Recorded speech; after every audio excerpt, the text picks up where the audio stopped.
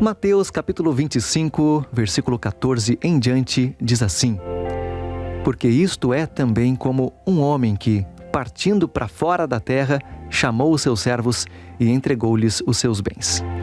E a um deu 5 talentos, a outro 2 e a outro 1, a cada um segundo a sua capacidade. E ausentou-se logo para longe. E tendo ele partido, o que recebera 5 talentos negociou com eles e granjeou outros 5 talentos, ou seja, recebeu outros 5. Da mesma sorte, o que recebera 2, granjeou também outros 2. Mas o que recebera 1, foi, cavou na terra e escondeu o dinheiro do seu senhor. Muito tempo depois veio o senhor daqueles servos e fez contas com eles. Então aproximou-se o que recebera 5 talentos, trouxe-lhe outros 5, dizendo: Senhor, entregaste-me 5 talentos. Eis aqui outros 5 que granjeei com eles. E o Senhor lhe disse: Bem está, servo bom e fiel. Sobre o pouco foste fiel, sobre o muito te colocarei. Agora entra no gozo do teu Senhor. E chegando também o que tinha recebido 2 talentos, disse: Senhor, entregaste-me 2 talentos. Eis que com eles granjeei outros 2 talentos. Disse-lhe o seu Senhor: Bem está, servo bom e fiel. Sobre o pouco foste fiel, sobre o muito te colocarei. Entra também no gozo do teu Senhor. Mas, chegando aquele que recebera 1 talento, disse: Senhor, eu conhecia-te, que és um homem duro, que ceifas onde não semeaste, e ajuntas onde não espalhaste, e atemorizado, escondi na terra o teu talento. Aqui tens o que é teu. Respondendo, porém, o Senhor, disse-lhe: Mau, negligente servo, sabias que ceifo onde não semeei e ajunto onde não espalhei? Devias então ter dado o meu dinheiro aos banqueiros, e quando eu viesse, receberia o meu com os juros. Tirai-lhe, pois, o talento e dai-o ao que tem 10, porque a qualquer que tiver será dado e terá em abundância, mas ao que não tiver, até o que tem ser-lhe-á tirado. Lançai-o, pois, o servo inútil nas trevas exteriores. Ali haverá pranto e ranger de dentes. Cuidar das coisas dos outros pode ser mais difícil do que cuidar do que é nosso, né? Ouça a seguinte história. Essa história aconteceu, é uma história real, poucos anos atrás em São Paulo. Um professor universitário decidiu viajar com a sua esposa. Ele planejou tudo e então pediu a um aluno de sua confiança, que cuidasse da casa. O rapaz então aceitou. A casa era muito bonita, grande, espaçosa, confortável. O rapaz logo teve uma ideia que parecia genial. Ofereceria uma pizzarada para os amigos no sábado à noite. Aqui eu peço uma licença literária para aqueles que não são gaúchos, porque às vezes você conhece como pizzada.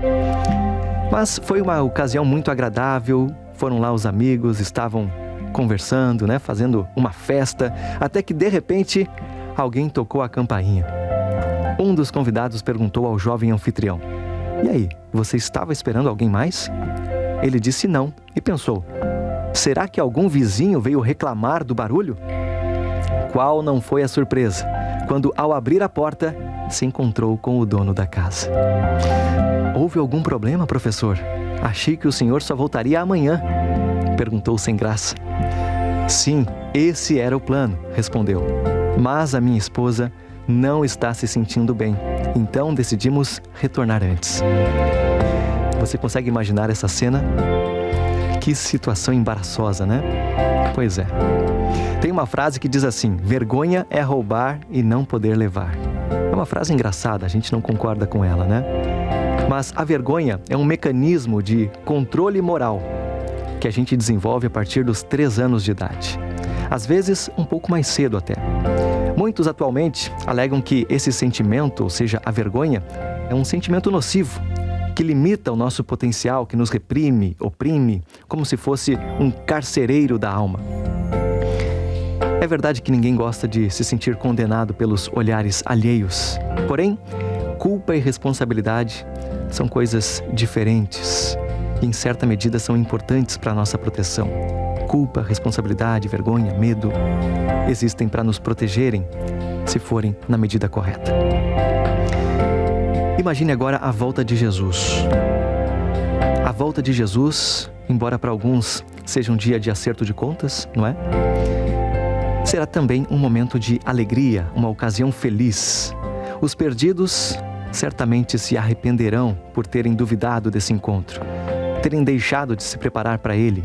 Já os salvos, eles se congratularão, ficarão muito felizes, porque enfim, estarão recebendo a sua redenção. Mas os que estiverem se perdendo, talvez terão se perdido porque esqueceram que o seu corpo é a casa de Deus, é o templo do Espírito Santo. Primeira carta de Paulo aos Coríntios 3:16. E que essa casa precisa então ser bem cuidada. Ser um servo fiel não é alguma coisa de outro mundo, é uma coisa viável. Cuidar da casa alheia tem os seus encantos, mas também há liberdades que não podemos tomar, há responsabilidades que precisam ser colocadas em prática. Então que nós pensemos nisso numa próxima vez em que quisermos, quem sabe, impressionar amigos, satisfazer alguma necessidade inteiramente pessoal, sem nos preocupar com a nossa integridade física. Antes de fazer algum plano mirabolante para o final de semana, lembre-se, a sua casa, a minha casa, ou seja, o nosso corpo, é templo do Espírito Santo, é uma casa emprestada. Nunca nos esqueçamos disso e nos preparemos para o dia final. Que Deus nos abençoe. Para mim, Esael Fernando, foi um prazer, foi uma alegria, um privilégio ter acompanhado você ao longo desta manhã de sexta-feira. A gente se reencontra amanhã, então, no Impacto Rio Grande do Sul. Portões abertos a partir das 4, programação começando às 6 da tarde. E a gente também se encontra aqui nas ondas do rádio, na segunda-feira, a partir das 8. Bom final de semana, bom sábado, fique na paz. E até, então, essas próximas programações. Até lá.